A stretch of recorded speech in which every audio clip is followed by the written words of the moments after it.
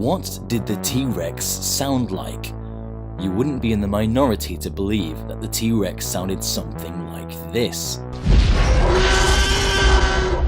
do I hate being right all the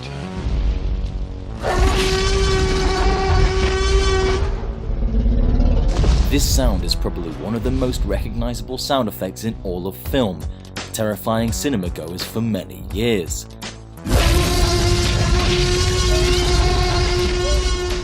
It was created by combining a baby elephant, crocodile, and tiger roar together. But is it really what the T-Rex sounded like? For years we've speculated what the Tyrannosaurus would have sounded like, using animal sounds to try and replicate it. The howls of wolves, roars of tigers, and the trumpeting of elephants.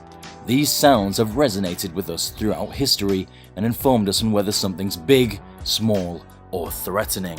But have we been looking at it all wrong? Well, to find out, we have to look towards the state of Texas. Professors at the University of Texas have been researching on what the T-Rex would have sounded like, and instead of looking at modern-day mammals for research, they've been looking at birds and alligators, close relatives to the dinosaurs. And they say that the T-Rex wouldn't have roared at all, but instead it would have made a sound that's less loud and much more unsettling. They found this out by scanning the brain case of a Tyrannosaurus fossil, which contained outlines of the hearing organs. It turns out that the T-Rex had extremely sensitive hearing organs, and it was especially good at picking up low-frequency sounds, even lower than most humans can even hear. And it wouldn't just have been heard, it would have been felt. They stated that the T-Rex would have sounded something like the Jaws theme.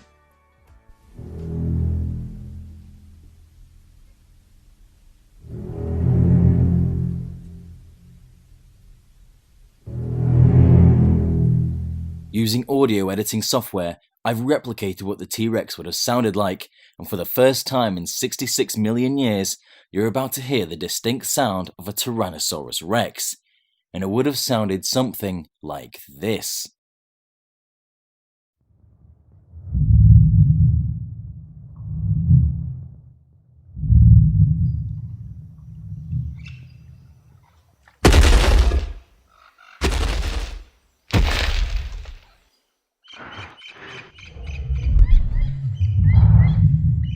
The T-Rex wouldn't have the need to open its mouth thanks to closed mouth vocalization.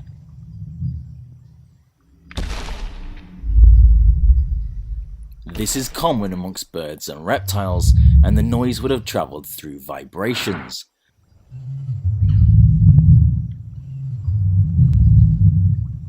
This sound would not only be the most terrifying noise you would have heard, but also felt, as it vibrated through your spine, getting louder and louder as it drew closer.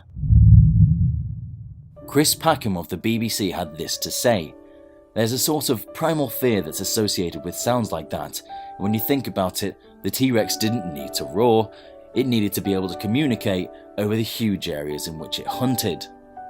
It's the same sound that horror films use to scare audiences, which begs the question, is it in our nature to be terrified of these low-frequency sounds? And are all animals scared of the same sound too? It may not be the sound fans of films like Jurassic Park were hoping, but it's definitely equally as terrifying in its own right."